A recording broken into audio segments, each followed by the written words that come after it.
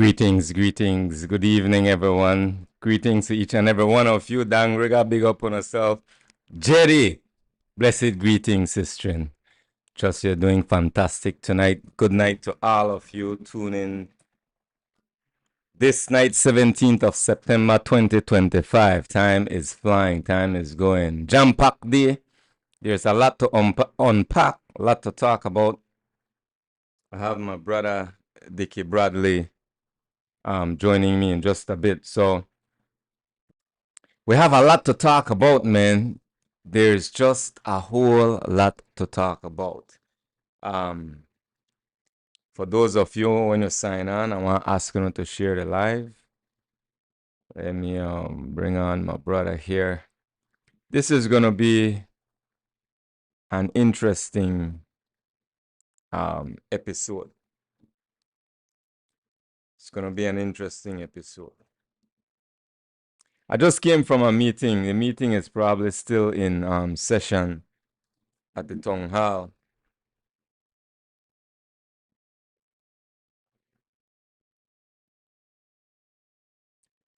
So tonight, there's a list of things I want to cover. All right, there's a list of topics that I intend to cover. Hope we cover all of them. But tonight is going to be about the Constitution. It's going to be about the responsibilities of our elected officials.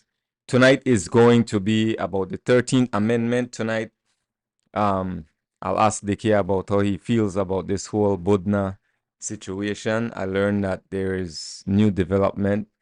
I read somewhere that Budna is taking the government to court. So let's see how that will play out. Good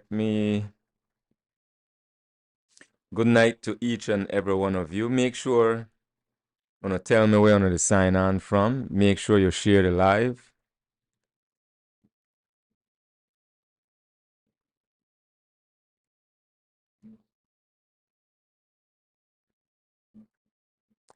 All right.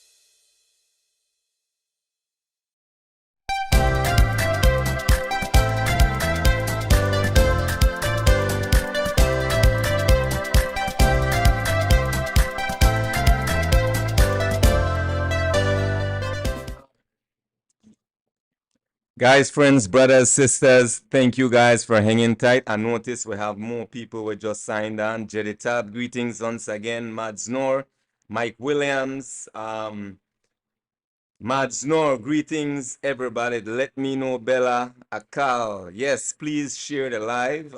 This is going to be an impactful and informative educational segment with attorney at law Dickie Bradley. I know the man not like when I put a lot of name in front of or behind the name. I almost said the Right Honorable Dickie Bradley, but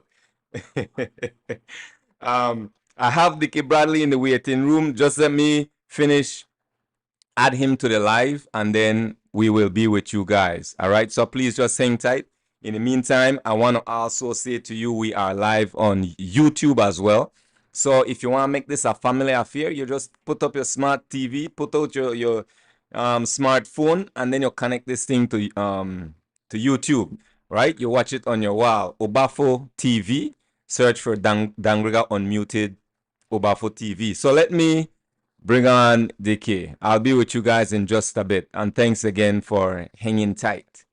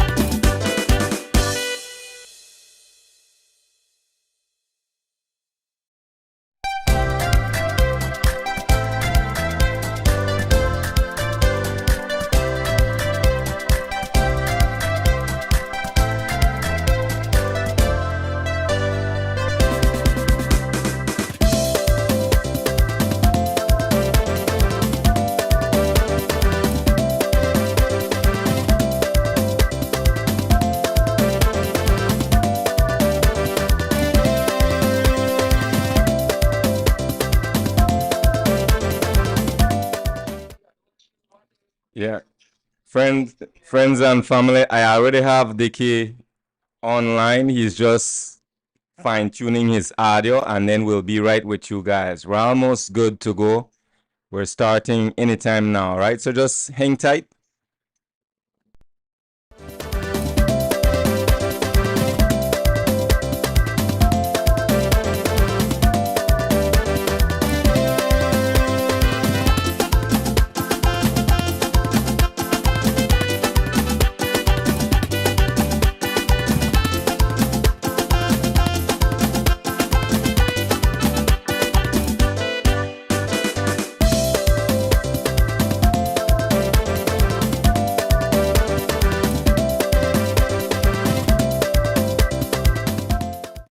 Yes, good night, everyone. Good night.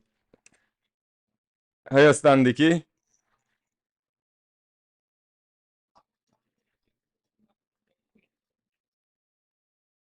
Uh, yeah, I could hear you clear enough, but I can hear you from the phone, but not from the live.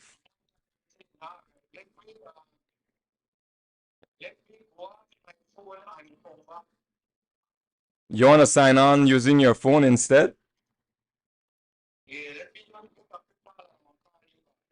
All right, no problem. I'll be on standby. So, friends, family, everything good on this end. Everything is ready. I already have Dickie Bradley connected. The man just experienced some hiccups with his audio. So what he might end up doing is disconnect. He's signed on from his computer right now. So he might disconnect from the computer, sign on with his phone, and it'll probably work that way. But everything good. We have Dickie. This evening, friends, I just want to review some of the topics we're going to be talking about because mark the date. Miss Joyce, greetings, my dearest sister. Mark the date, the 24th of this month. The 24th of this month. There will be a consultation here in Dangriga. So the government will send representative, I think, Minister Karim Musa and the Attorney General. They were the two that I'm familiar with, were going around having these consultation meetings to educate. Okay, at the multitask, folks, I'm kind of coordinating with Dickie right now to make sure we get him on. Dickie, I can't hear you. I know you could hear me. So I just to keep it going, what I will need you to do, just signal me. I'm not hearing you. I could see you clear enough, but I can't hear you. Okay, leave it. Put up your volume. I noticed it just showed on mute, so it might work. Now, hold on 1 second. Keep that right there, so. Dickie, say something again. Yeah, another hear you, Dickie.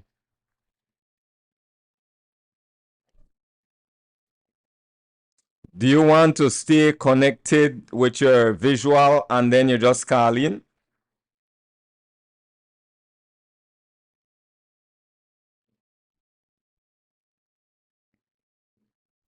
Let's give him some time. So we have several topics we want to talk about. All right. I was saying that on the 24th, the government is going to be sending representative. I know the last two that were doing it was Minister Karim Musa and the Attorney General, where they go and educate people about the 13th Amendment, amending the Constitution. This is a very, very important topic, friends, family. We need to know everything about this as best as possible. And I am so thankful tonight that Dickie Bradley is here. He's going to unpack that. He's going to give us some details. He's going to let us know what we need to know. I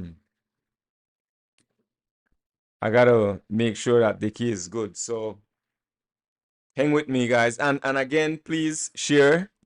If you're here, if you want to enjoy the conversation, I know we're not really get started officially yet, but share the live. Tonight is going to be very impactful, very educational. So the 24th, they're coming to consult with the people of Dangriga from 10 a.m. to 4 p.m. I believe that's on a Wednesday, right? That's on a Wednesday. My thing with that is, if you're going to set up a consultation where people will be at work, people will be at school, you'll hardly get people who will attend. However, some people will still attend. I just think that based on the seriousness of the 13th Amendment, the government should make effort to make sure that they schedule these consultations so everybody, majority, could make these meetings. Let me check up on Dickie once more again. I think the man, let me hang tight for me, friends. I just want to make sure that Dickie is good.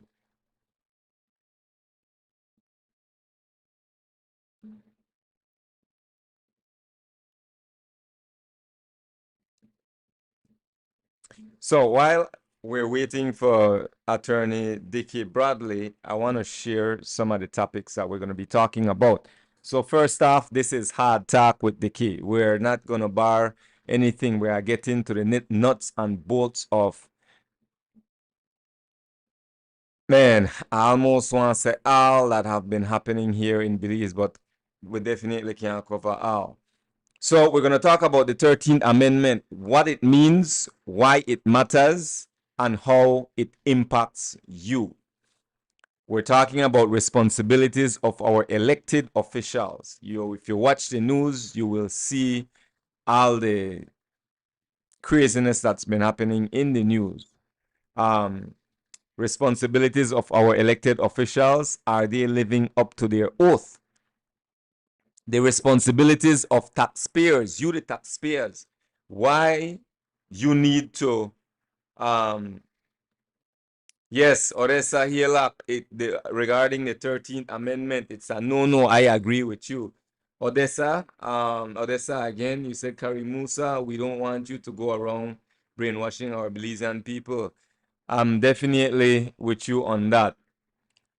Let's check on Dickie, see what Dickie is up to. Yeah, we already have Dickie connected. He's just figuring out his audio, so just give us some time. Responsibilities of taxpayers. Why knowing not what we owe, what we don't, and what we deserve in return. All right. We're going to talk about the violation of the Constitution, why knowing the supreme law of the land is not an option. It is not optional. It is essential that we know the Constitution, the supreme law of the land. This is something that Jerry has been talking about. I'll have to check up on Dickie in just a bit. He's experiencing some technicalities. Violating the Constitution, why knowing the supreme law of the land is not an option. It's not optional, it is essential.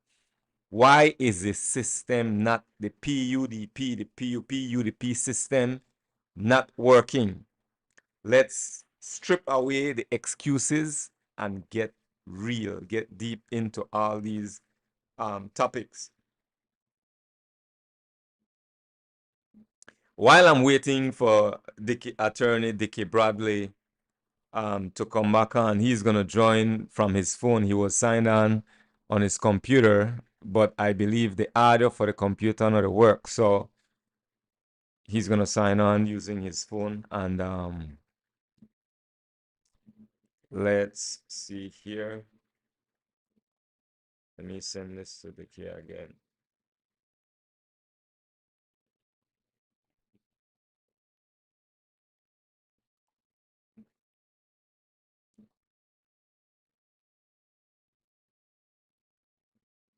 So once again, guys, thanks for tuning in. Okay, I see. Okay, okay, Dickie is calling.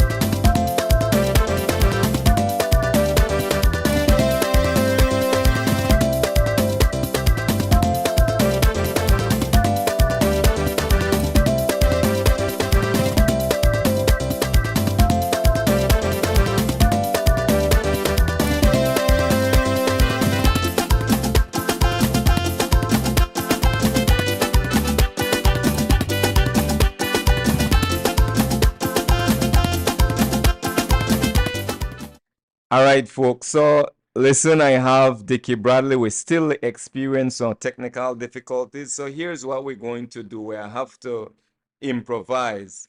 I want to ask you guys for your feedback. What I will be doing, Dickie will be using his phone.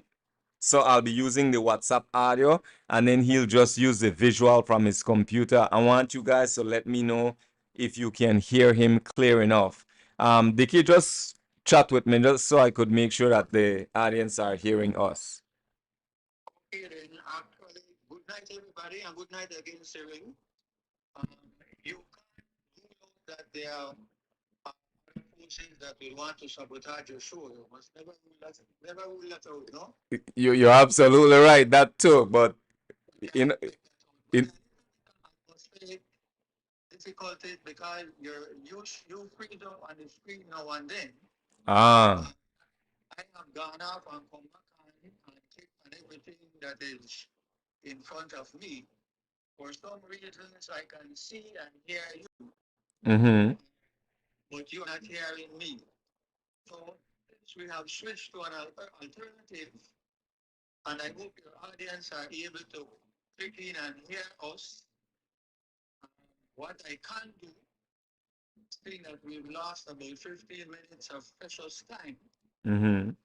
is to say to your audience that on the 31st of May, may just check that, on the 31st of May this year, the government published in the government gazette, which is a legal procedure, into the gazette on the 31st of May, a draft of the 13th Amendment. Mm-hmm.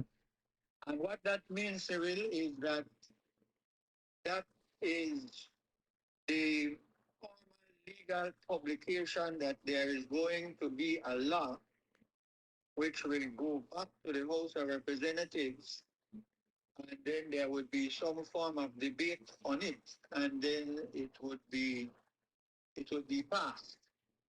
And then it goes to the Senate, which is a rubber stamp. And then it is sent to the Governor General who must sign, and then this proposal would be a part of the law. So let me take advantage of the fact that we can both communicate with each other, the fact that we can both communicate with each other to share with you and your audience that the present constitution of the country, which we obtained on gaining our independence, which a younger audience would not know that process.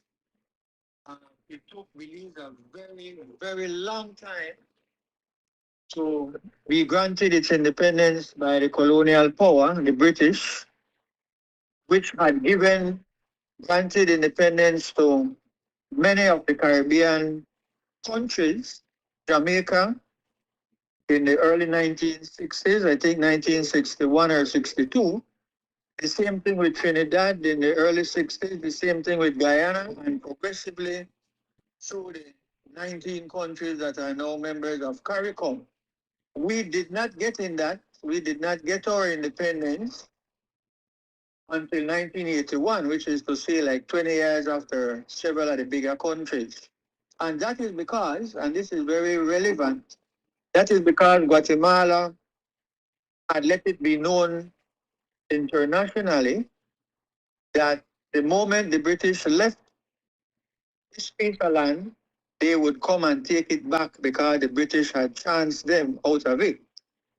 So that delayed any kind of granting of independence to Belize until finally in 1981. But then when we got our independence, we also got a document called the Constitution of Belize. And for those who might still not be familiar, the Constitution is the supreme law of this country. And there are two or three important parts of that. One, from a purely legal standpoint, any law which is inconsistent with our Constitution, that law is null and void. It's of no legal effect. And the other thing is that because we have constitutional supremacy, that means that our Constitution is supreme above all other authority. So the Chief Justice and the courts are subordinate and must abide by the Constitution. Prime Minister and the Cabinet and ministers of government and every official and who are, and this also includes the Governor General who represents formerly the Queen and now the King of our former colonial power. They are all subordinate to the Constitution. They can do nothing which is in breach of the Constitution. Let me use that statement now to make this very important point, which is that in our Constitution, Section 18 and Section 19 are the two sections that deal with the matter of a state of emergency. When there is an emergency in this nation, the government is to do certain things. And they can't do anything outside of what is in the Constitution. Now, this really good document, the Constitution, I believe, having come in 1981, it allowed the legal people, both from England and from Belize, to look at the constitutions of many other nations, especially the African nations who had gone through a different process because they had to fight against the British. Mm-hmm. They had to engage in a long war, like the United States of America. America is one of those countries which was owned by the British, and the Americans got into this war and were able to defeat the British and declare their independence. In our case, we were spared having to get killed or kill anybody. We were just given our independence after time had passed. Mm-hmm. In our Constitution, there is a section called Section 2, which lists out all the fundamental rights and freedoms of every citizen in this country. Your right to your life, your right to your liberty, your right to your privacy, your right to join a trade union or a political party or any religion, your right not to join. Nobody can force you to join. Your right, how you are to be treated in relation to breaking the laws of the country. And so all your rights are in Section 2 of our Constitution. And your rights, which are a little bit restricted in state of emergency, is in Section 2, which, as I mentioned, in Chapter 2, sorry, let me clarify. Chapter 2 has all the sections that really are fundamental rights. And Section 18 and Section 19 deal with a state of emergency.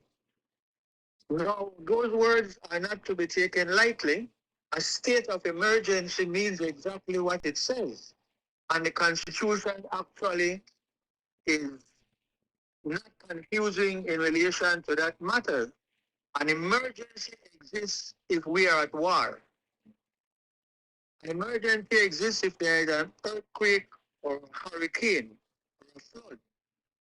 An emergency exists if there are armed attempts to overthrow the government, if there is insurrection. Those are the definition in the law of what constitutes an emergency. So whenever any of those things come upon the country, either the whole country or a part of the country, then the Constitution authorizes the government to be able to do a limited amount of things. The main one being that persons can be held and locked up if they're a threat to the nation. And that threat has to be at the magnitude and level where, let me just read the words, where there is, that there has been or there is immediately threatened by person or bodies of persons of such a nature and to such an extensive a scale as to be likely to endanger the public safety or to deprive the community or a substantial portion of the community of the supplies and services which are essential to life. That is what an emergency is all about. Mm-hmm. Lock up everything, no shop, no if you buy nothing, no fire service, no communications. An emergency should really mean an Emergency, right. All right. In 2018, the government of Belize, for the first time, used Section 18 and Section 19 to fight against violence, specifically violence by members of gangs. Mm-hmm. And started showing up in Belize sometime maybe these American movies and these music videos and so. Gangs have started to become a problem in Belize for about 20 odd years now. And where we were shooting and killing them over 100 Belizeans each year in Belize. So there are situations where these people with their gang rivalry will shoot in churchyards, will shoot in schools. They can kill anybody, anywhere, anytime. They still can do it. But Wow. weekend where there are several persons are killed in their arguments and quarrel over drugs. So the government in 2018 came up with this idea, which was being used elsewhere in the Caribbean. Declare one state of emergency and pick up people and lock them up. That is how this thing started. And then whenever there are shootings which disturb the mind of people, they use a law which has to do with a real emergency, a fabricated emergency. Of course, for those of us living in Belize City, when these guns are going off and people are getting killed and so, it's a frightening, unacceptable situation. But then instead of the two real gangs, you will forgive me for my personal opinion, the real gangs being the blue and the red parties, Mm-hmm. government, they tackle the problem that create gangs, that is causing young men from as young as 15 years to take gun and go kill somebody. Instead of they tackle this social and this economic problem, whenever the people of the country ball and oh my lord, they get gang to get out of hand, they just declare one state of emergency and lock up as much young people as they can find. They make up a list, they tell a lie that these people are a danger, they have committed a crime, they have no crime committed, they don't go to any court, no evidence is presented, but they are taken to jail. So this is going on from 2018 until right now. And then a couple of these young men, 13 of them, 16 to be exact, they sued the government. A few months ago, the decision was handed down that they were right, that the government does not have the legal authority to go and pick them up and take them to jail for 1 month, 2 months, 3 months. Mm-hmm. The judge pronounced that there was no emergency and there is no legal grounds to have picked them up and treated them the way they did. Mm-hmm. That's a disturbing thing for the government because the state of emergency became like the only resort available to them to try and give the impression with the fight against the gangs then.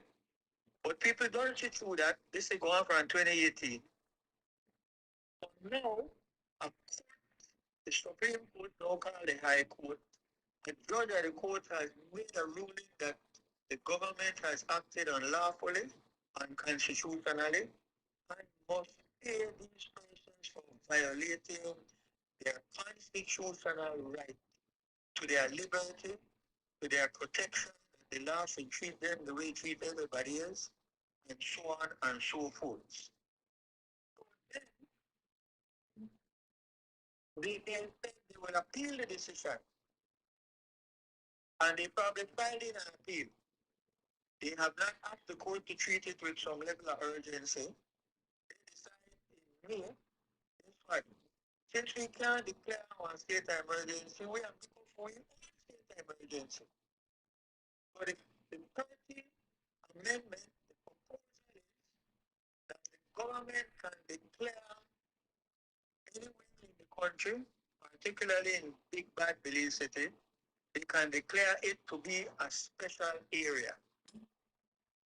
And what that means to you and your listeners is that they will make up a list of all who they want to pick off at the street and lock up, and some are giving trouble. They'll make a list and go, and if they have to use force, the way we saw them with Putna, we get one idea how they behave. If you want to go with the police, they will put you into submission. This has been going on, it's nothing new. So they will, one, pick up their own emergency. Two, That they will do exactly what they were doing in the illegal ones, which is to go and pick up people. You get no charge. You are not taken to any court. You have no right to go to court. You will be taken from your house to the police station, and from there, all I want to get in our bus and they carry you to the jail. That is what is being proposed. We can't use wow. the emergency which the law allows, so we'll make up our own one. The second thing they are proposing in the 13th Amendment is that they're not even going to take you to the regular court when the time to go to court. This is not state emergency lockup. That lockup you go to no court. What in addition to that now, a different thing, when the police charge you having a gun or being a member of a gang or doing any kind of gang activity, they are going You to know, make their own court. They're going to Dickie, make a gun court. Dickie, this is so important, and I know some people are asking to up the volume, but then there's not much control I have. If I send you a Zoom link, will that be better? Will your audio work like that? Well, I could hold the phone in closer. We don't want more interruptions. I know, right? Yeah. All right, let's continue. That's what I'm saying. Let us finish this part while my train of thought is going down this road. Go ahead. The 13th Amendment contains three matters that are very disturbing for a democracy. The one I just outlined, where they will make up their own emergency, the police will come and take you straight to jail. You go to no court, you have no rights to nothing, and the period that you go to jail, according to page 4 of the proposed amendment, it says that unless they revoke the first order to lock you up, the period is for 1 month. Go down to say, but it may be extended from time to time by resolution by the National Assembly for periods, not exceeding in each extension 12 months. Now, this is important for me and your viewers because people look at it and read it that, okay, they could kill for 1 month and then they could extend it to up to 12 months. Mm-hmm. That is not what the law is saying. The law is saying it can be extended for further periods, not exceeding each extension a period of 12 months. Meaning, when they pick you up for the first month, and then they pass a resolution saying you can stay in the jail for 9 more months, they can then extend again and again. Wow. You know, past 12 months. So long as each extension does not exceed 12 months, you can be kept locked up in prison for a long time. That's the most dangerous one. And they can pick you up and lock you up for a long time. No court, no charge, no nothing. They want to bring in their own court. Right now, one of the worst things that could have happened in independent beliefs is that the present government, when they get in, they're not to be blamed solely because others have done it. We have brought in foreign judges. But we have now experienced the worst situation where non-foreign judge being in the court of Belize. Mm-hmm. Miss Michelle Aran as the Chief Justice. They found a way to move her over to another court and bring in a foreign Chief Justice and then start bringing foreign judge after foreign judge after foreign judge after foreign judge. And many of those foreign judges were not even a magistrate from where they came. In other words, they had no experience. Wow. In Belize, we have people who have experience. We have magistrates, senior magistrates, and other persons. That is very disturbing. Because they have, right now that you and I are speaking, there's a foreign judge in Punta Gorda. There's a foreign judge in Independence. Sorry, I'm using the word judge, magistrate. In the magistrate courts, they are judges, but they are referred to as magistrates. Mm-hmm. And then finally, the other thing which is also disturbing is that this proposal is going to prevent, it says so, nobody can go to court to try sue. So when they may lock them up from 2018 to 2025, they are putting out their ability to go to a court. They have said they can't interfere with the decision that a court has already made that they have sued, and they're appealing that, hoping maybe they want to reduce their amount. But anybody else get any idea that, boy, they man may chance me? Like 3 and 4 different emergencies, they're going to lock me up the jail and don't give me no charge, no do nothing. I want to sue too. Mm-hmm. Can you imagine passing a law to stop the citizens from going to court Wow. to get justice? I want to sink in the importance of that because it doesn't get much discussion. So let me very briefly read section 20 of the Constitution of our country to show how our rights are protected and that what they are doing is a gross violation of our rights. Section 20 of our Constitution says, if any person alleges that any of the provisions of Section 3 to Section 19, those are all the listed fundamental rights and freedoms.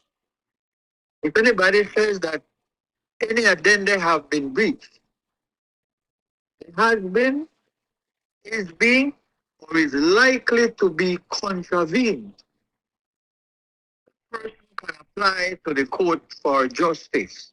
They use the word redress. Redress meaning I need to see that you have been properly compensated and treated with justice for the wrong that we have done to you. Now the Constitution is saying anybody who is claiming that their rights have been violated, breached, contravened, they have the right to go to court. This proposal is you have no right to go to no court. But those are the three main issues of concern, Cyril, and your viewers and listeners, which exists in the proposed amendment to the Constitution. Another important point I would like to make at this juncture is that once you put this into your Constitution, it is there, like same way we get it in 1981 and we still have it. It is there from decade to decade, from generation to generation, from government to government, because it's not a regular law. It's in the Constitution. And when things like that go into the Constitution, it sets a precedent. Now let me back up and try to emphasize why we lawyers who up and down the court are very, very disturbed by this proposal. The Constitution already have provision for where there's an emergency in the country as to how you treat people. The Constitution also has a few sections that deal with the only other thing around this issue, which is that the police can pick up a citizen if there is reason and grounds that he has committed or is in the process of committing a crime, and they can charge you, and you go to court, and you have a right to defend yourself against the allegation. The Constitution of beliefs deals with when there are emergencies, and it deals with how the police are to treat persons who commit crimes. It also says, which is also important, that when you are detained or arrested on suspicion of having committed a crime or about to commit a crime, the police can detain you for up to 48 hours. But if you are not taken to court, you must be free. That's what it says in Section 5 of the Constitution. Mm-hmm. It's the only authority the police have to interfere with the rights of a citizen to their liberty. You can't stop me and search me out the street if you don't have no grounds, no reasonable grounds for it. You can't carry me down to no police station and lock me up for no 48 hours when you don't even have no intention to charge me, when I have not even committed a crime. The Constitution allows that where there is a crime and you need to investigate, you have up to 48 hours, otherwise you must let go the person. So what is being proposed is like so communist. I can't find the strongest word, maybe Nazi, the Nazi Germany. They are proposing that they could pick up citizens and carry them in a jail and lock them up for periods of for long as no more than 12 months every time. Now show me, Cyril. Ask them when they come to Dangriga, tell them bring a constitution from Jamaica.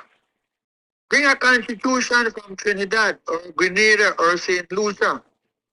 Any of the countries, go away to Africa and bring the constitution of Nigeria and South Africa and Zimbabwe to see if they have anything in their constitution which allows the government and the police to pick up people and take them straight to jail without a charge, without going to any court. Then you will see the dangerous situation that reaction, this is a reaction to the fact that they can no longer use Section 18 and Section 19, the only law that says we can pick up people during an emergency. Shooting is not an emergency. Killing someone, okay, how terrible it is. Killing 2 people, 5 people is not a national emergency.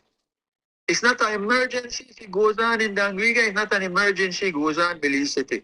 The police have the power and the authority to go and arrest and detain persons they suspect of being involved in the shooting. If they can't do it right away, they must investigate.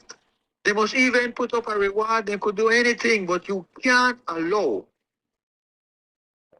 the forces that have guns and power to be able to make up a list of people and take them into jail. That is not democracy. That is not what our Constitution said. And we have a duty to speak out against this and to fight against making our Constitution a law, worthless document that people can lose their liberty as easy as that. Basically, that is what is being proposed in this law, which is a poor substitute, a very poor substitute for tackling an economic problem, a social problem, which you and I out here in the streets and the neighborhoods know that if we can and we must find the money, find the political will to spend to see that our young people have some skills, some knowledge that they can basically get a job or make a job. You know, much people are able to do things for themselves and look after their families if they are given the opportunity. You can't sit back wasting millions and billions of dollars and can't find 1 million, 2 million to go down in Dangriga, to go down in the south side of Belize City and encourage people to sit in various groups and teach them, show them ways how they can make money. Only recently, I think you mentioned Nuri Mohammed's show. Only recently, it came about opening schools once again. The school year has started. And thousands, Cyril, thousands upon thousands of our poor citizens want a school bag. When you look at this list that the children in primary school, they have to buy books every morning. I see some of my neighbors' children, it's big school bag on their back, loaded right down with books which they will hardly use. Why are we even using books? We have tablets and computers. Why are we using books? The books are not from Belize. We have to buy it from abroad, hundreds of thousands of dollars to buy books when some of these books are never even get halfway in a them. Wow. So let me just go back. You know how many families can sew school bag if we just sit down and train them. We pay money for a seamstress and a tailor to show them how to sew. We provide the sewing machine, we provide the materials, they pay back a small money when they start to make money. So many things we look around and see that can be turned into economic opportunities. Instead, let's just lock them up. The poor You got no money, well, you not got no rights. We're not interested in saying that you got no school and learn nothing because look at the amount of children who are not in school right now. Still, in this day and age, man, we get a job right there. You can't hire. They used to have what they call truant officers. They don't have that anymore, you know. Anybody could say, well, the boy they wrong by such and such a street, you know, their school. The truant officer is going to find her, going to go to the family and going to say, listen, you're getting in a big trouble. Why this boy not there at school? Well, I don't know money for school fees and I can't find no uniform. We must have a procedure to help. Because when we don't do that, that is a candidate who will become a gunman later on. That is somebody who unable to fend for himself and his family who will find a way to commit a crime. The 13th Amendment is a poor, low-down, worthless response to a social and economic problem which has not been tackled. There has been no debate in the National Assembly. All these years, not a single debate as to what we can do working with the citizens of the country and all the NGOs and the social partners to start to tackle crime. There has been no debate in this country. I'm ashamed of the University of Belize, the University of the West Indies branch, and Galen University, 3 universities in our country that does not even sponsor a discussion what we can do about poverty. 60% of the people of Belize are living in poverty, fighting for a meal every day. No debate, no discussion. There is not even, Cyril, there is not even a Ministry of Poverty Alleviation. Wow. We're not going with abolish poverty. We're not going so far, but poverty alleviation. We have every year, this is the goal, to reduce 5%, 10% of poverty. In 5 years' time, we would have it cut in half. We don't have that kind of thing there. You see all these celebrations going on, Pelican Fest, let's drink up the alcohol, nothing wrong with that, nothing wrong with enjoying ourselves, but there comes a time when you have to be serious too. Yeah, that's right. 44 years of your independence. Dickie, I have 2 questions. Just so you could kind of expound a bit. With all this makes sense as to why we shouldn't entertain this 13th Amendment.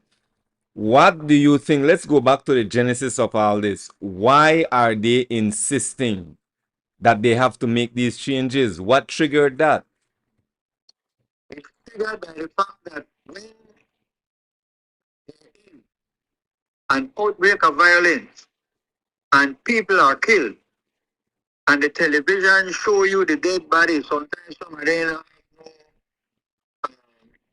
I won't use the word, but they show you people bleeding on the street, the whole lot of blood up on the street.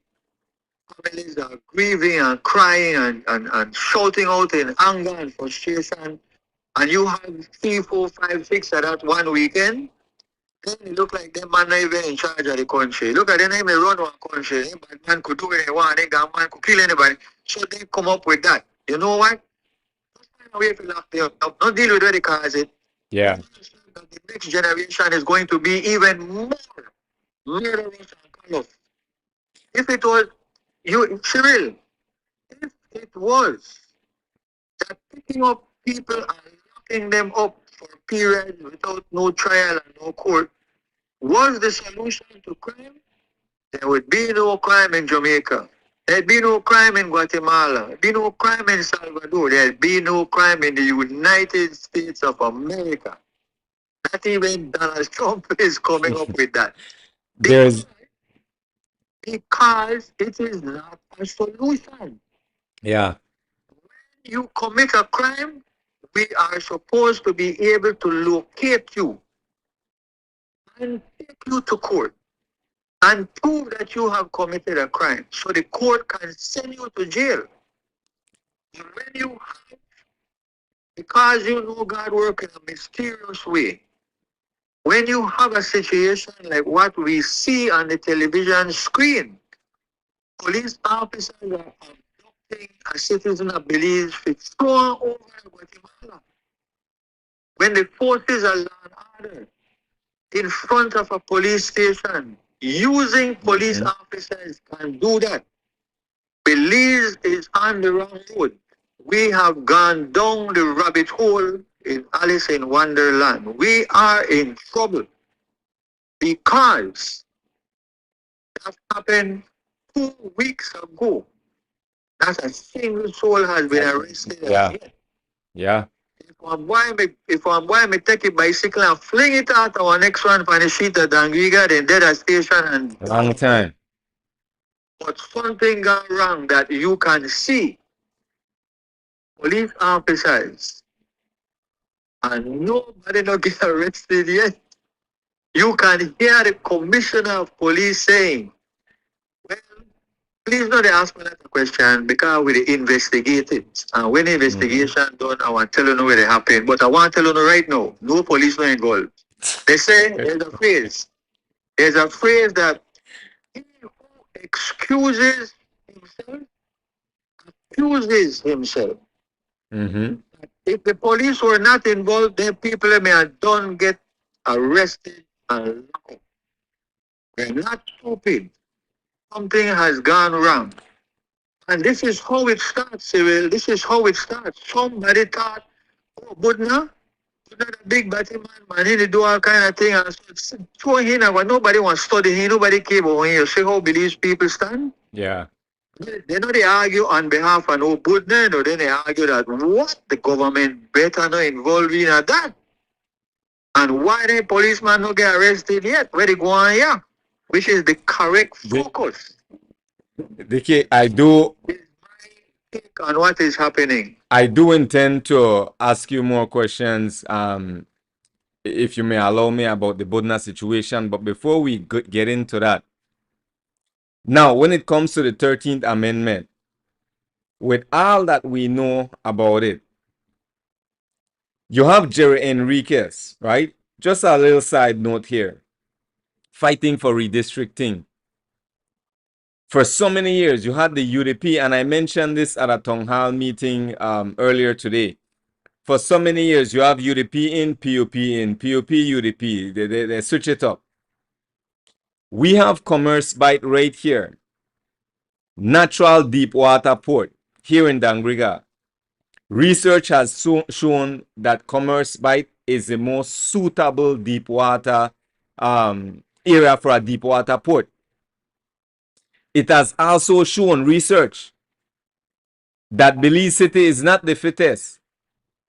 But we still can't get a port at Dangriga. Now, the reason I'm saying all this, not to digress, with all this happening, with all the constitutional violations, how do we know that these politicians, our leaders, the people we call our leaders, they haven't already made up their mind what they're going to do about the 13th Amendment? And what powers do we have as the people, as the government, to say that no, it is not going to happen? It seems like we don't have no kind of power at all with this super majority. We have no power. What is happening is that the Prime Minister in his speech for the State of the Nation, I think yesterday or the day before, the Minister has mentioned that they are going ahead with the 13th proposal. And I want to get to the 𝐶ommerce matter shortly, but let me just make this point. The Constitution states and requires that when you are attempting to change it, and you make a proposal to change it, and you do a draft of the change, you are not to do anything more for 90 days, wherein you are to consult the citizens of the country on the proposal to change in the Constitution. After a long while, they tried a consultation in Belize City one morning, 10 o'clock in the morning on the south side of Belize City. They get about 50 people. Consult them people 10 o'clock in the morning. It's the same thing I was saying here in Dangriga for the 24th. It's from 10. They're disrespectful to the people. They tried to do a consultation in Belmopan. They get 13 people. 13 people. 10 o'clock in the morning. Then the corner down here, I think you mentioned to me it's on the 24th, I think you said. 24th. Same thing, 10 o'clock to 4 o'clock. 10 o'clock. That I've been talking about this for the longest. They will explain that they have to do 10 o'clock because under the rules of the House of Representatives, the committees, they are to meet at 10. Yeah, well, in other words, what Jesus said to the hypocrites when they tell them, how you they will try to heal people on the Sabbath? And he had to say, but boss man, the other day I still got up on a bonnet, I wanted to fix the vehicle, for a big Sabbath. So I the heal, I can't wait till tomorrow. One donkey drop in a well, or the high rope to pull out. So my point is that the rules are made for us. We can change the rules. If you say, why we are part of one committee, we are part of the constitutional committee of the House, and the rules say we are to meet at 10 when we are consult, then my goodness, meet at 10, nobody no call you, set another date and you meet 7 o'clock. Who say you have to do that? You know? It's just an excuse because they don't really want consult. There's no consultation and I know how they're gonna Dangriga. I wish none of one about that thing because they are turning around and say we have had 3 successful consultations. They had no intention to come to Dangriga. In PG, I think one of my friends said that my friend will me here say he not did knock out because the 13th no apply to them down there. Yeah. He picked me one, sorry, when they pick up anybody. So that point is about that. They're not a consult, they just want to go ahead and do what they want. You know why too, Cyril? Because they already draft the law. They already put it in a gazette. They already introduced it into the House. The only next stage now is to pass it. So what is there to do? What can we do to make sure this doesn't pass? Nothing? Well, if we... Yeah, it's a bad thing. Recently in the nation of Nepal, in a Malaysian place in the Asia, I saw that video. The people take till they can't take no more. Take it till they can't take no more. That is not our culture here because another time we will discuss this matter. This is a matter big to my heart because Belize is not a homogeneous country. I'm sorry to use that word. What I probably mean is that when you go to Jamaica, then a 90% Jamaicans. When you go to Barbados, then a 99% Bajan. In Belize, we are not that. We Belizeans are made up of what we call Spanish people, who are now the majority. Even then, I know all of them are from Honduras or Salvador. They're scattered. But we have your people, the Garinago. We have the Mayas. We have the Mennonites. We have the Creoles. We have the Mestizos. We have so many different groups which are... We are Creoles. We are the great-grandchildren of slaves. We never have nothing, and we still don't have nothing. Your people came here because the British could not defeat them, so they pushed them out of the islands, and they reached among other mainland countries. They reached Belize in the early 18th. They have preserved your people, the Garinago, unlike we. I'm sure my ancestors they never knew Bradley. So many people never got their name. You all still have your language, you have your culture, your food, your your clothing, your ceremonies, and so you. That is what keep you all strong. But you are still gathering a go. The Mayans who fall in our big luck, Cyril, they are going to get thousands and thousands of acres of their ancestors' lands. When you have land, you have a big amount of power, land and education. Why? And Yeah, repeat that for the longest. yes, but my point is, we are not at that stage yet. We are still factions. I tell you about the school bag situation, how we're doing the big for school bag and big for the money for buying a school book. The people who control the Brazil free zone, the Indians, the East Indians, they are millionaires. They buy cheap material in Panama and can sell we like the top New York brand name thing. They get rich. They do all kind of things. They're rich. They don't give a dollar to support culture, to support music, to support sports, to support the students in school, to support the school.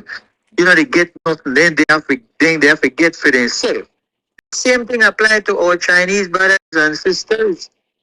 They give our money to the politician, but they don't give to the community. Yeah. Same thing with the Mennonites. So we are not like one nation. We are different groups of people who don't reach a certain levels as yet. So that is the reason how we could have widespread poverty and there is not even a national discussion upon it. If you turn on your television every evening, you see nothing about our people. Oh, you want to see when they shoot somebody and somebody dead and they knock down all the sensational thing you will see, but there's no focus on the things that can bring us to where we deserve to live a better life than this. We deserve to live a better life than this. Yeah. That is our problem. We can't have, I am so proud of you for using this particular platform to inform and educate people. We have to start there. Absolutely. I never got a chance to tell you. I was telling my daughter just today that man, you jump into the political thing, you have no sponsorship, you have no help, no nothing, and look how many people support you, Cyril. That's a big amount of votes. It is. A system which is addicted, or people are addicted to the two-party system, which is ruining the country. Because today for you, tomorrow for me, they can't. Nobody they come with reform. Nobody they come with improve the things which need to be improved. But they go through the same thing over and over again. When the blue get in, the then cronies and flunkies get turned on. When the red get in, the same thing continue. And the seesaw. Sticks are one, half a dozen of the other. But look at the country, look at the state of affairs. You mentioned the matter of the redistricting where Jeremy has been fighting. The politicians, they don't want it. If they had wanted it, it don't happen already. They want the 13th Amendment, that they push ahead. Then they call to Dangriga and 24th. 10 o'clock in the morning, one almost left on a job, left on the leave hustling, and go sit down, go hear bull, because that's what it is. It is bullshit. They can't explain. What have you, if you ask them, if the 13th Amendment is defeated, if we come together and follow Jeremy and go to court, no court will allow any government to put in a constitution that you can pick up people and lock them up. No court would ever stand up for that, even if we have to appeal and go to a higher court. Dickie, I want to take a quick moment just to acknowledge those online men. I almost don't want to stop you. This is the thing. Whenever we get started and you keep talking, it's like just there's so much to address. Folks, thank you for joining. Please, you may share the live. You could sign on to YouTube as well if you want to put this on your TV screen, on your smart TV. You go to Obafo TV, search for Dangriga Unmuted, and you could find this show on YouTube as well. I'm with attorney at law Dickie Bradley. The man not like a lot of title, just I just learned that the man no name Richard. I'm a captain of a boat. You're a captain. Dickie, make we before you comment on Cyril, uh talk about the port. yes, that's what I was gonna suggest before we go into Budna. You, if you keep pushing this issue, if you could get Dangriga to push for this issue, if we get back on the area representatives and push for this issue, let me give your viewers there a little bit of statistics. Mm-hmm. In 2023, they, and I will, I'm using a word here, a derogatory word. It's intended to be derogatory. There was a man named Ray Lightburn. He was a union organizer. And he became close to the former deputy prime minister when you and I were probably not born or when we were very young. His name was Ray Lightburn. And he became very helpful to Lindy Rogers, who became the deputy prime minister to George Price. Because if you watch out and they try put on things away, you know this more than me, that the country is heading down a road where we will become a Central American nation by population. Yeah. The vast amount of people who will populate Belize will be our Central American brothers and sisters looking for a better life. If you look at the news today, you will see that they build one big wide road through with forests which adjoins Guatemala. And that they have been coming in more and more, cutting out our logs, eating our parrots, catching the parrots to go sell, and depriving us of our resources. And we are unable, we know the bother for doing anything with that. We can't buy one leaf 4 drone, we say patrol, and watch when they clear anything or they come crash or bulldozer, nothing. We know the focus on that.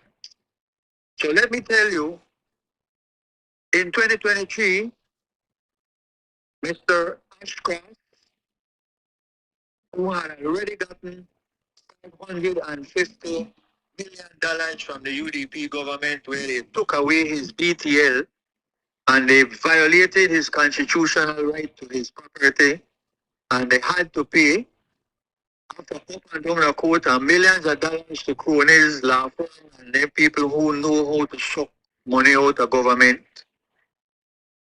They ended up paying Mr. Ashcroft $550 million for BTL. Wow. The people around them said that all the experts who valued BTL, it was valued in the vicinity of $300 million. And Cyril, they paid out the $500 million quick. The foolish people in charge of this country, instead of they work out a payment plan and say, all right, I pay you, but you're going to get $10 million a year. No, they pay the whole $550 million. Wow. Couldn't set aside only 15 for improve Dangriga so that your streets and your drainage and your house and your schools and your medical, everything tip top. Can't find no money for that, my boy. And they pay the man. When they do that, certain people get fees. Certain lawyers get big percentage. And they're all UDPs because the UDP government they eat. That's how that gone. Now in 2023, we'll come again. People who know to feed off a government sat down in a meeting with representatives of Mr. Ashcroft and come up by saying, okay, we will buy the port from you and we will pay you for all your law firm. And they paid $198 million US for the port in a brother Belize City. $198 million US. US, you know, my brother. Sorry, I don't want to read it here. The Prime Minister said it's 190 million Belize. Wow. I should But say to you, I it's know $98 in the million. The Yeah, I'm saying. UDP government, it was a lot less than that, though. Well, this is the point I'm leading up to, that the former prime minister who had the face of brass to pay Ashcroft five. Remember the man used to be Ashcroft lawyer one time, you know? Yeah. To pay Ashcroft $550 million, he got up and said, all the PUP could go spend 98 million US dollars. A port when it cost more than 60 million. But that gone through all the media, gone through all the university professors in Belize. Nobody know, not say anything that me and you have to say it so that they could hate we and want to be like good now. So 98.2 million US dollars for the port. And then another 102 million US dollars for settling all of Mr. Ashcroft's legal claims and legal court cases. It adds up to 400 million Belize dollars, my brother. Wow. 400 million dollars Yeah. in our poor, struggling country. When school open, thousands of people can't pay for the school books. Thousands of people can't get one of these school bags. We don't get into the fact that kids are going to school and not they get a good meal and that you can't learn if you know they get nutritious food in your body. We know they get into the depth, just the basics. How can our leaders, the two party, how can our leaders take that kind of money there? Not the kind of money depriving the nation of so many millions that are needed for more important matters. Only last week, a child is dehydrated in San Pedro and die by the time he reach Belize City because they can't attend to all day and then they tell the mama, bring on a Belize City. Instead of they put up our plane, what's our plane ticket, my boy? Wow. Wow. Amazing. Mentally challenged. They stop using the medicine long time and they use some thing for people. We don't have a mental hospital, Cyril. When our families get crazy, if I could borrow street words, where do you think they go? If they do something out of the way and they get in a court, the magistrate send them to the prison for an evaluation, but the prison have no psychiatrist. 94 crazy people, they in a one building, the jail. We put mentally ill people in a jail. Wow. Is that legal? Of course not. That's a crime. That is in violation of all the different treaties and conventions and things that we sign as a nation and as a part of the national family of the United Nations. In fact, every year they have mental health week and they want to do this and we don't even have place to put persons who get mentally ill. Our hospitals are not at the levels that they should be to deal with our people. Mm-hmm. We don't have the money to spend there. You may have seen that the Raccoon Street Police Station and the Queen Street CIB station, they're in a mess. They're not fit for human beings working in them. They call Kushna building. The people who work with tell me that they are infected by mold. Today I met a man that came from the public service ministry in Belmopan to inspect the magistrate court. Because the magistrate court, which is rented from Chinese for about $15,000 a month. Everything now hustling, you know, that probably just one $8,000 thing, but everybody the hustle, that is the other problem we have, which the government not tackle. We have problems in our country, and we are not tackling our problems. And we are not sitting down and speaking to the citizens to get some common agreement and approach towards dealing with our problems. That is why it is so hurtful.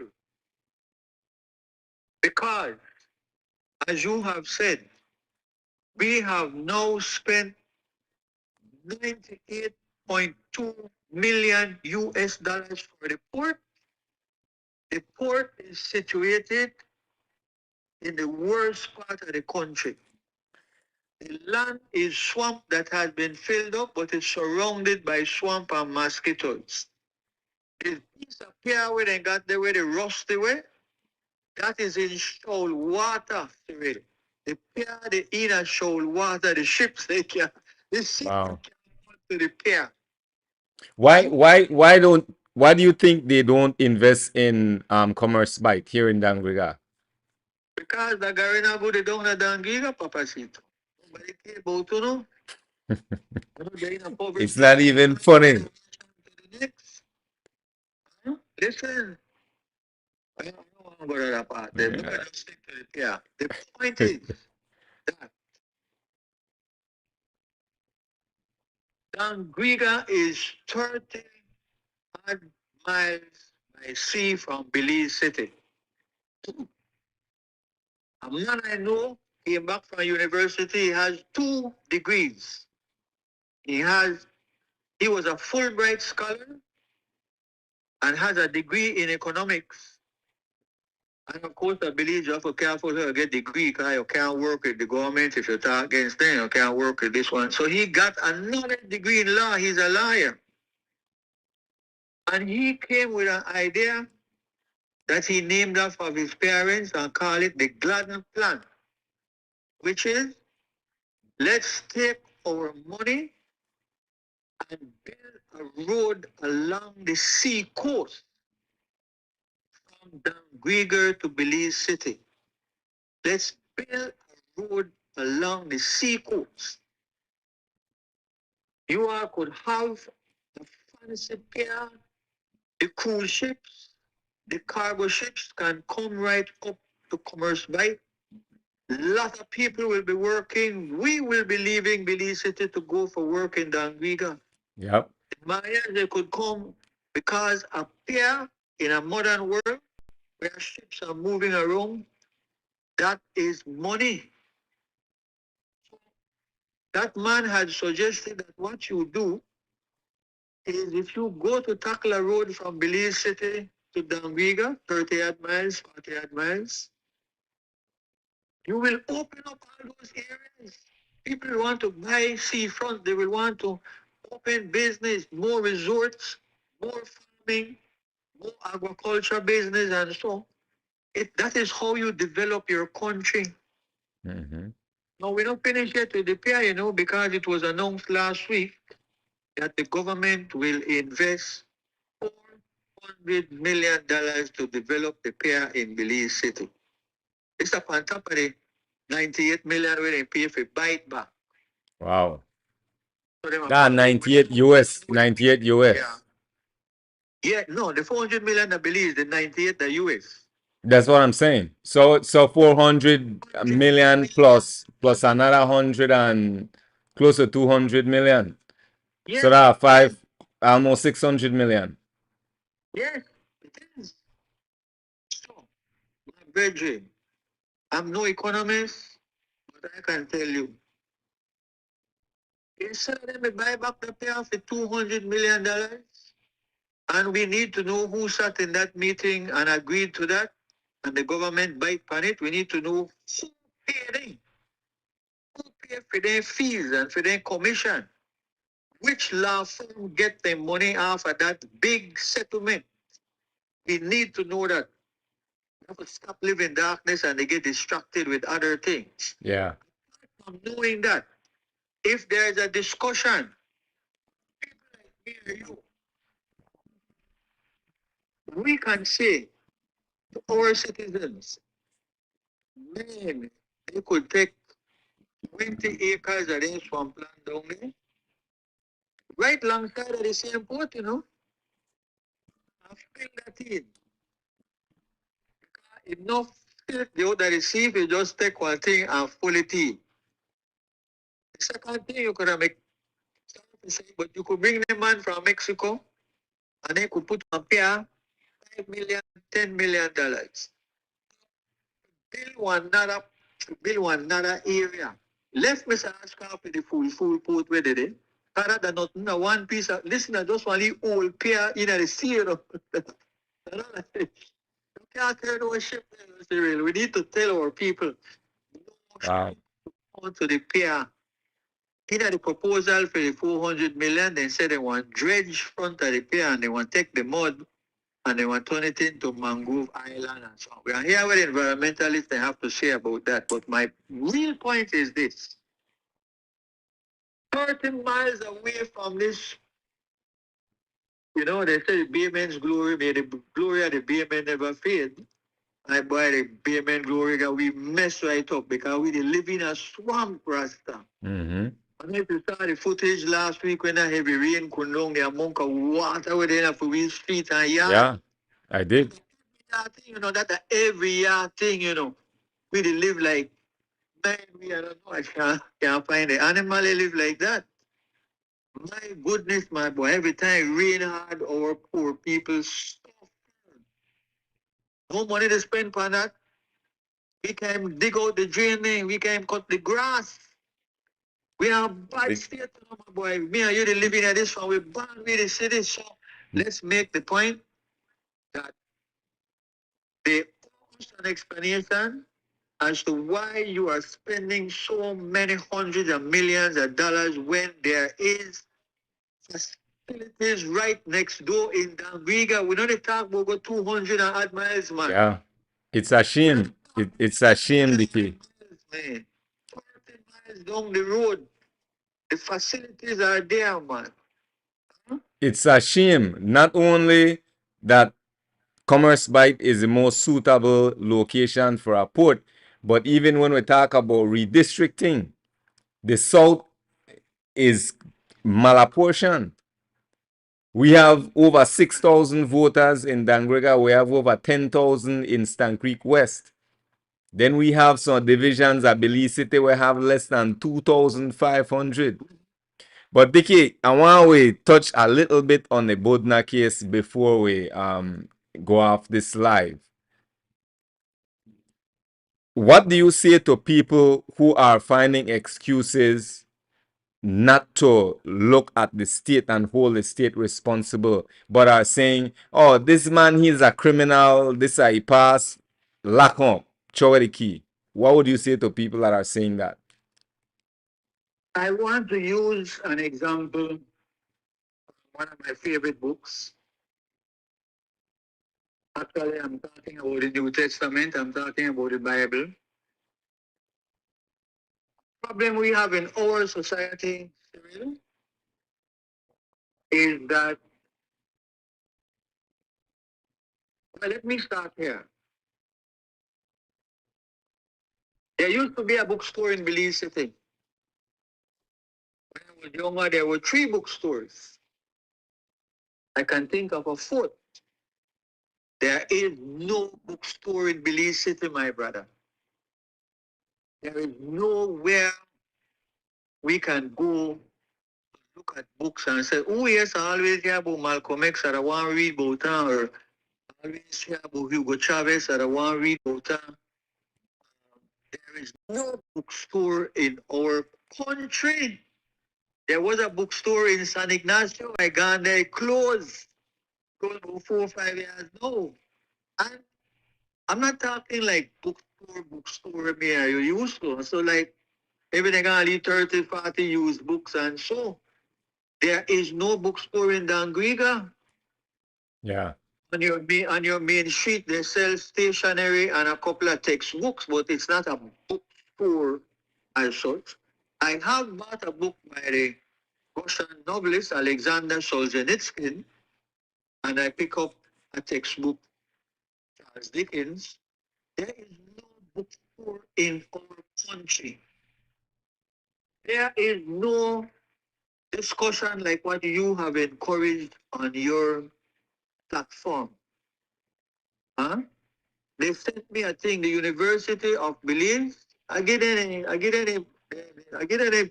They're having a discussion on for independence. I think that the topic is that they're going to talk about the foreign policy of Belize. The most boringest and unexciting topic.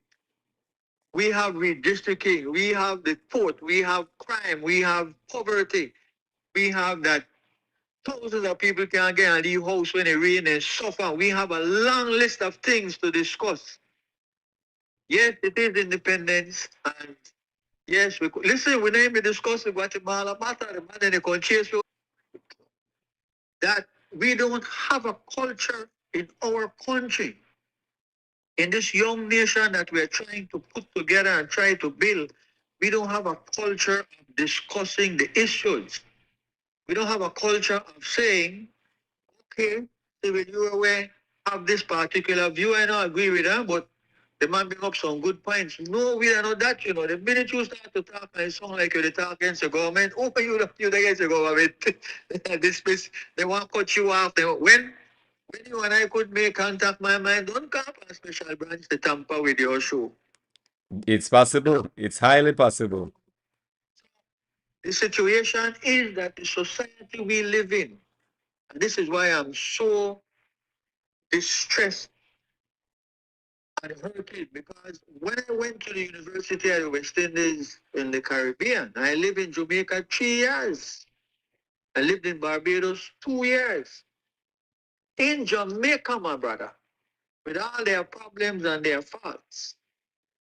And I'll give you a joke. When I went to the university in the 1980s, Ali had died some years before. He died in May 1981. I listen, the monk a man with no Bob. The monk a man hang with Bob. See? Monk of people who is so proud. But I don't but Malagana College.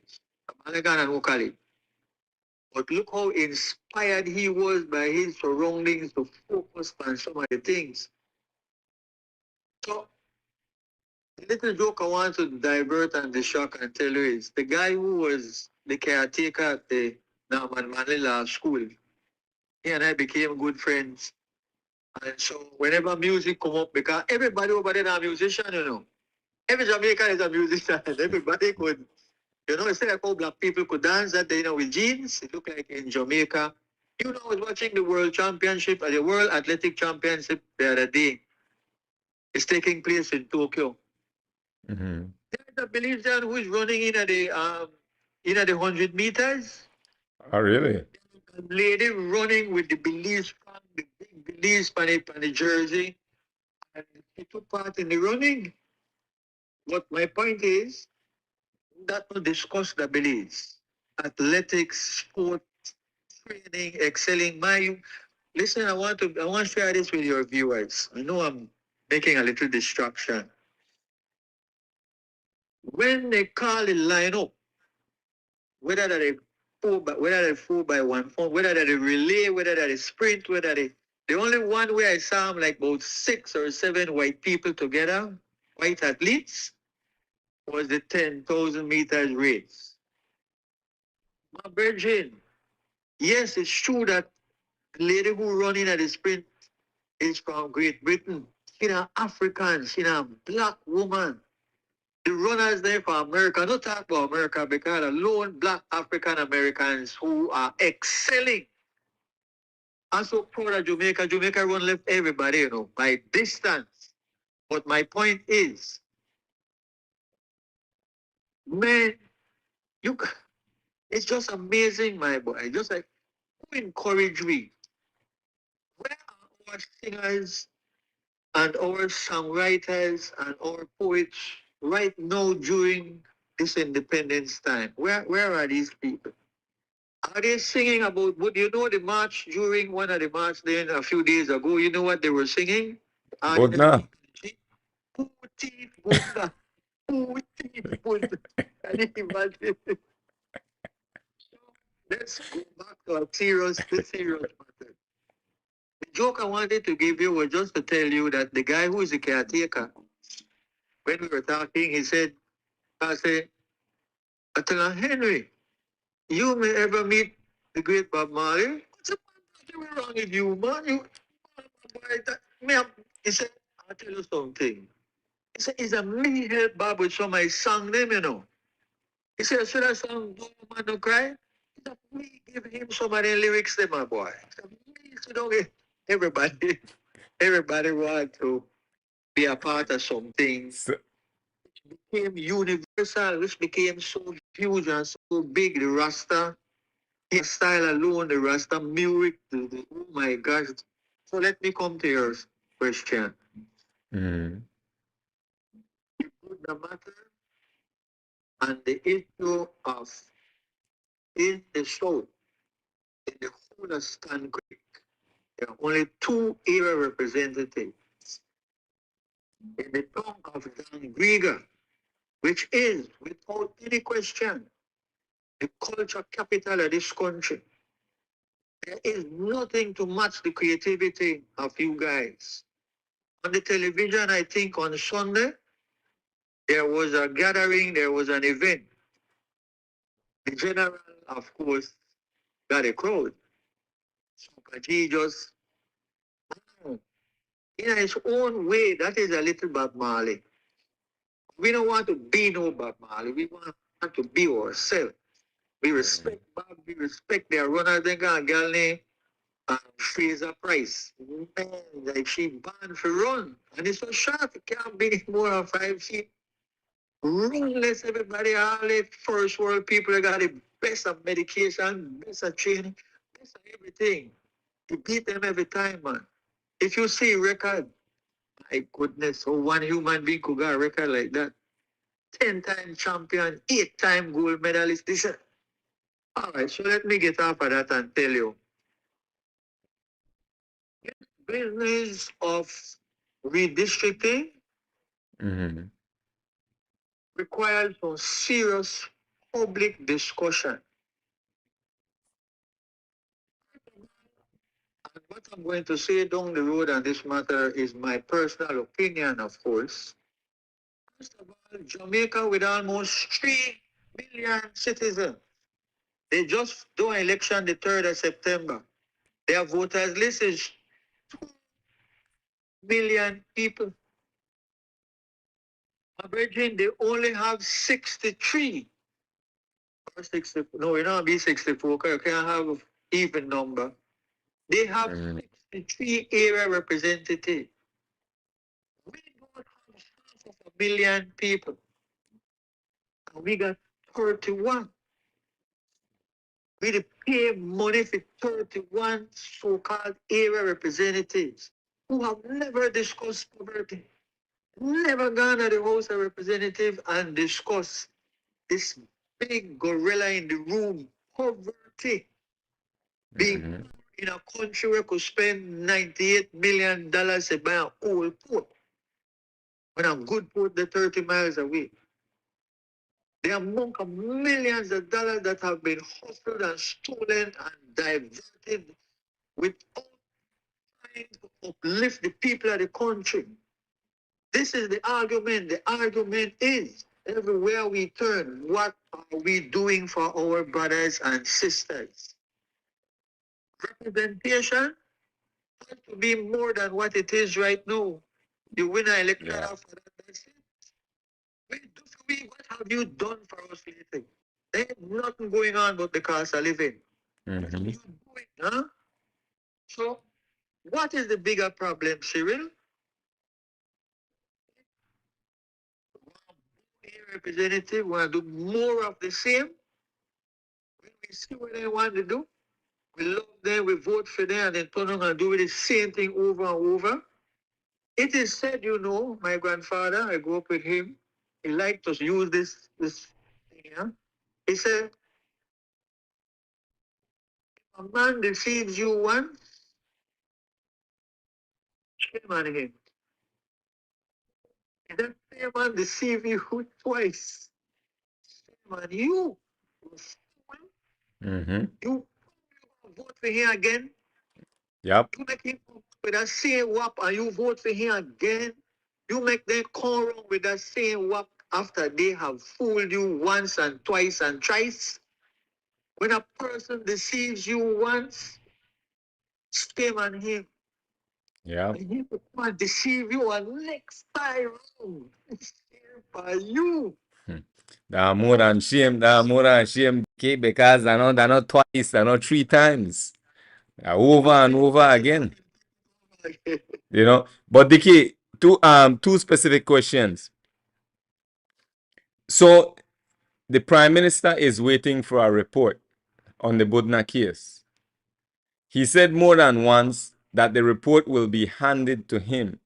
Now, the way from my understanding, legally, it should be submitted to the DPP. Yeah. Is that correct? Yeah, that Clarify that for me. Well, you are correct, 100% correct.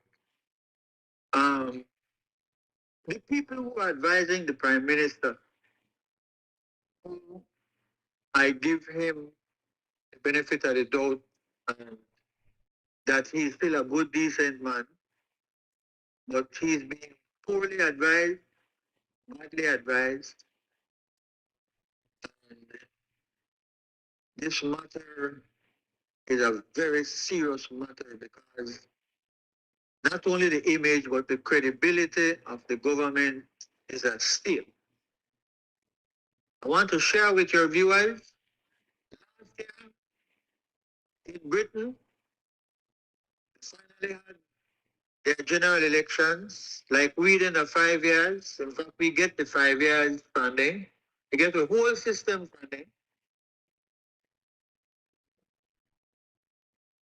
They blew the Labour Party, like everyone predicted, blew away their opponents and won by a huge margin to become the government. As of last week, this is one of the most unpopular governments in the country. As quick as that. As quick as that. Gone from being one of the most popular with a huge majority. And right now they are stumbling and fumbling. They even invite Donald Trump to come and visit in the hopes that Donald Trump will take down the tariff off of steel and aluminum and also encourage some of the big American firms to invest in Britain. He's taking that chance because he needs to do something dramatic to try and win back his supporters. Otherwise, he will lose his job as prime minister. They're already talking about replacing him. Now, I say that to tell your viewers and your listeners that as recent as March of this year, the People's United Party, to no one's surprise, won a re-election by a huge margin. But look what is happening right here in September of 2025, just a few months away from March. Mm-hmm. People shake their head. Imagine that one of our worst citizens, who thief Budna, one of our worst citizens. Budna is no hero. He's nobody you want to emulate and hold up to. But Belizeans are angry. Once they saw that videotape, Cyril, once they saw that tape, and they make the connection that that's how the police behave, and if the police not do that on their own, there will be hell to pay in this country, you know. We are not Nepalese, we are not like Nepal, but our people who are oppressed and dumbpressed and taken for granted. And once they win the election, they could do what they want. Do what they want with the money, which is the most important thing. And so let me segue and mention this to your viewers. My understanding from the Bible is that it's not the best of analogy that Jesus looked, because he comes from an area where they raise sheep. Jesus born a small place, you know, Jesus of Nazareth. Nazareth, big tongue, you know. I said that like Dangriga is a small place. His dad was a carpenter. What little we know, he was an obedient child and followed his dad. I want to say two things to you. The last time I read, during every Easter, I take out my Bible and I read 2, 3 of the books there. I want to tell you that when Jesus, as a little baby, was going to fall into what the conquerors, the Romans and the conquerors, they normally do, ever so often as the population started get big, they would kill off the male children. In this case, the Bible said they were going to kill them off because word spread that one another prime minister they come. Next prime minister they come, Herod, you want to get run. When he had a story there, he tell him we need to kill all them picnic. So Jesus' parents took him to Africa. We overlook that because in the Bible, Egypt is on the north of Africa. That child, and they went for safety to Mama Africa. I want to say one other thing, just for general information and education. This one weaker than the first one. The first one is a fact 100%. That Egypt is in Africa, that they took the child to Africa. You learn things when you go to other countries, you know. Mm-hmm. The other thing I wanted to say is I was reading a different book some years ago, and I saw the word Cyrene, if that is how it's pronounced. Because when Jesus was struggling to carry cross, the soldiers they grab one man where the Bible said was Simon of Cyrene. Well, now one black man, yeah? A black man, they take to lift the cross. Wow. Cyrene is a country in Africa. Wow. They identify you by your tribe, by where you come from. In Belize, we have a guy who went down to PG and spoke, Nigel Boland. He's written a couple of books about Belize. He wrote a book named The Making of a Colonial Society. And he said up to like the 19th century, maybe 18th century, people still struggle to use their African name, Cyril. Mm-hmm. They would say either Coromantee Will, either Congo Jim. They're still trying to hold on to a bit of their culture because we had slaves from different places. That is why you would know this as much as I. One of the reasons Creole can't get along, can't live up themselves, can't have business and so, is because we are very distrustful of our own. People are states, when I go to your town, I see some of the buildings and I ask questions. They say the family is in the States, they're working, they send money so the family back home here build up the building. Mm-hmm. When a Creole send a money to his sister, his family back here for doing business, when they go home, they cry. No business, nothing, right? Wow. Take the money and buy a fancy vehicle and they drive around and so.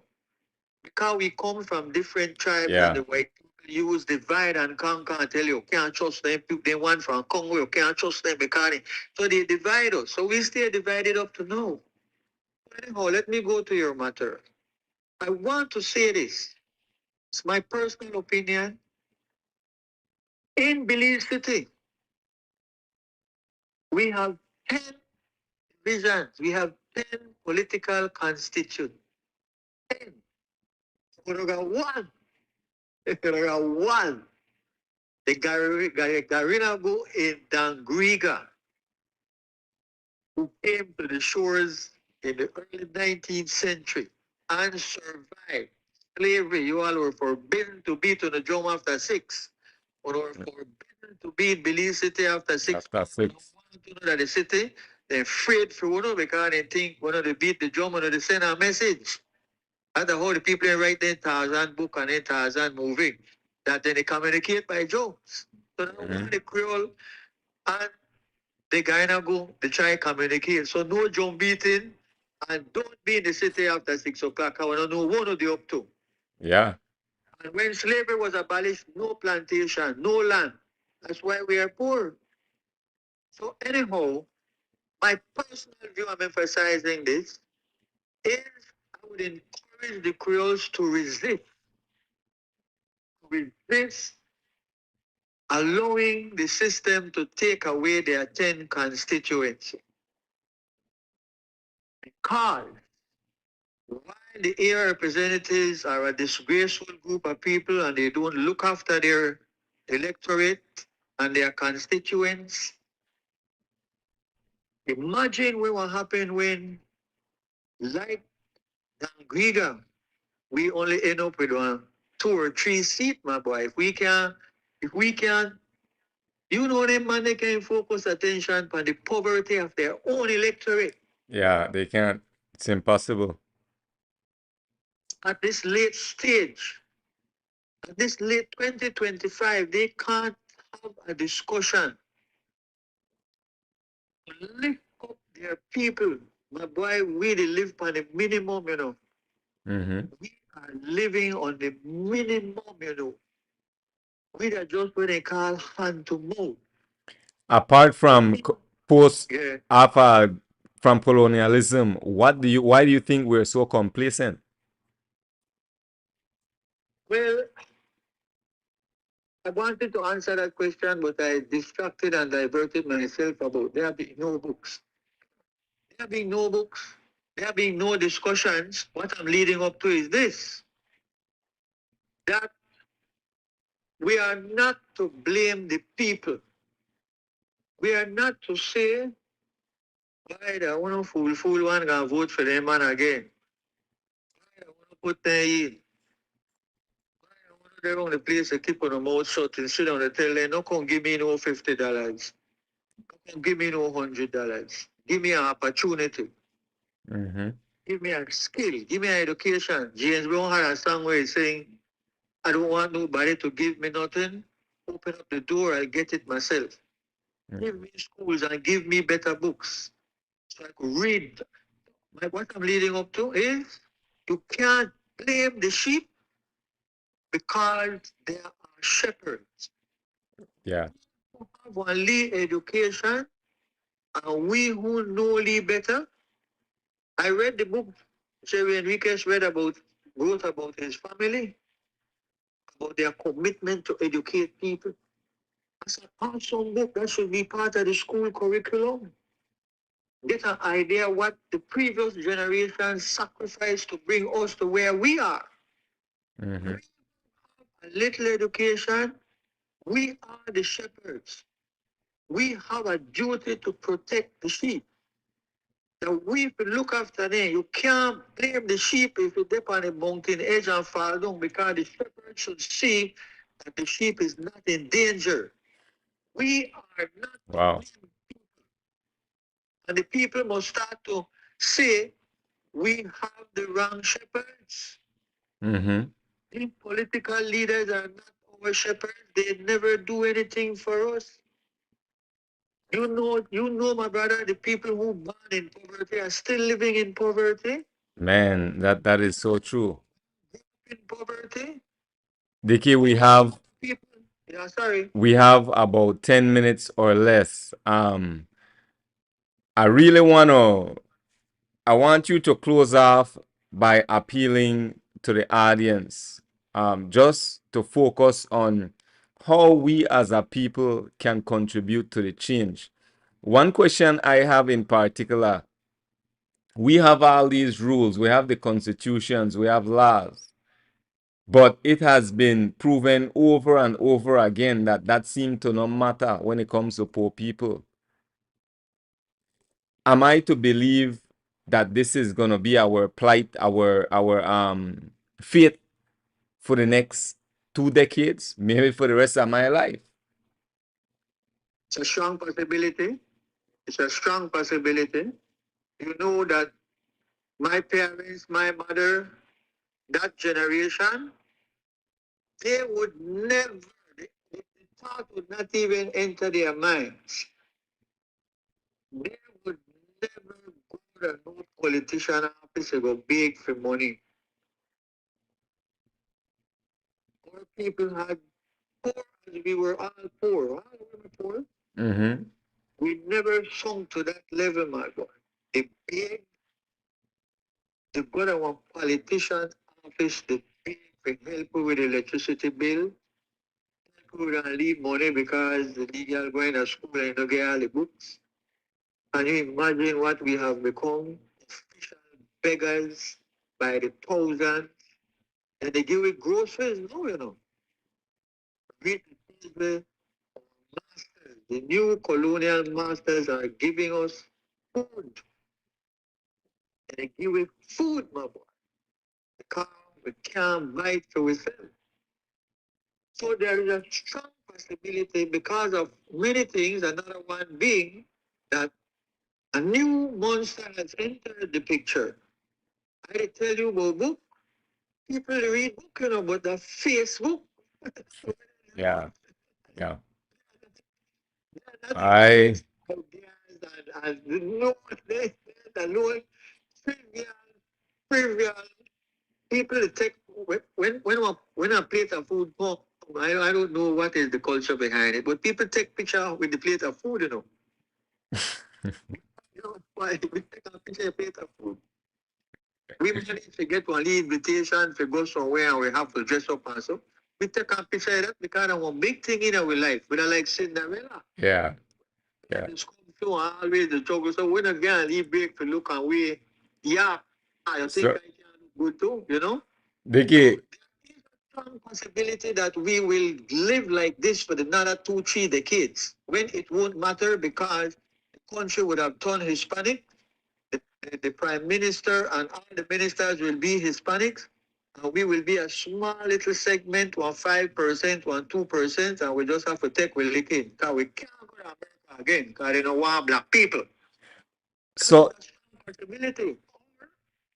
Or people like Jeremy, people like you, like the many leaders who Dangriga have, want to call for the heritage of warriors. The war is not with sword and bow and arrow anymore. It's with the mind. It's with knowledge. absolutely. Having respect. I got big respect for you, my daughter. Just tell me this today. Daddy, remember I tell you how look how much votes he get and he just get in at this thing. You the fight against giants and you are ready to turn one David. Imagine if we can help you, those who have money, if you need money, those who have ways and so. Let me make a big suggestion for your show, Jeremy. Let me make a big suggestion on show, Cyril. There are millions of dollars that have come into Belize for MSME. That means medium, small, and micro enterprise. Let me break that down and say small business. Only food shop, a barber shop, a tortilla factory, a bigger kind of factory, a school bag sewing thing. Somebody could write a proposal from Dangriga. When we are finished with this show, next week you and I will get together and we are talk. There are millions of dollars available to people in this country. You can apply, put up your proposal, and that is what the area representative should be doing in Dangriga. Exactly. To do something. Otherwise the money Man, goes somewhere else. So you and me will make a commitment to one another that out of your show tonight, and I want to end by thanking you for inviting me. You and I will get together. I will come to Dangriga and we will talk.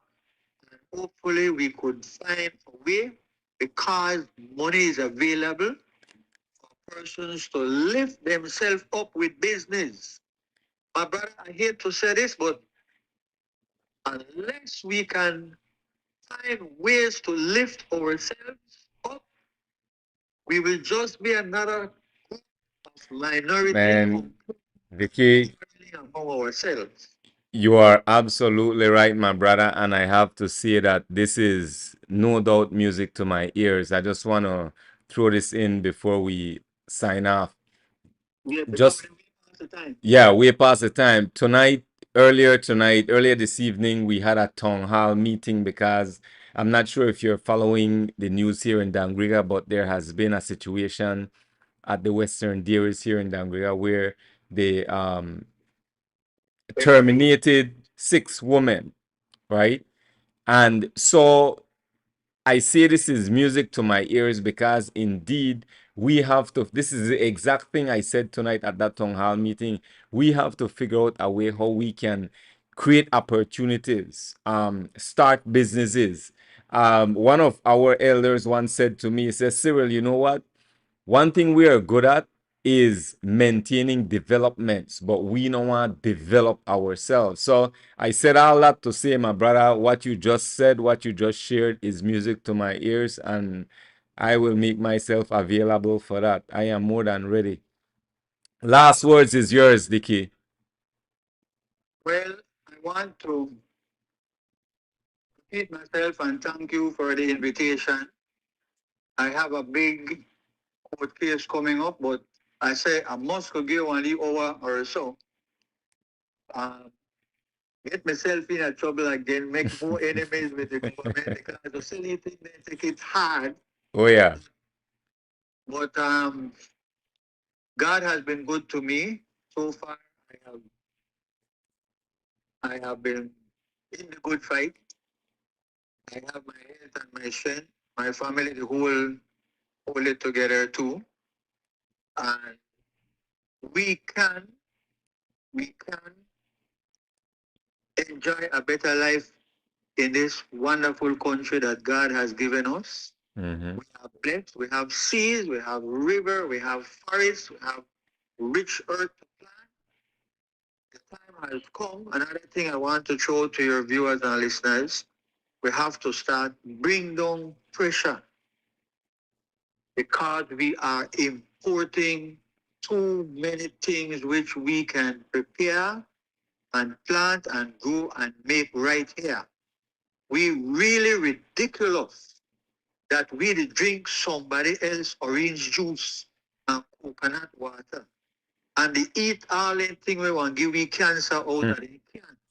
When we have been blessed to be able to eat fresh fruits, vegetables, and food. Mm-hmm.